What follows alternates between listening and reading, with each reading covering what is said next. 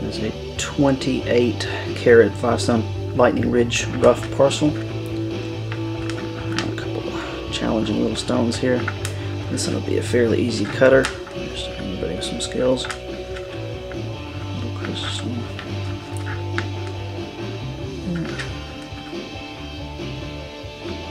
Another nice easy stone there. Some nice reds.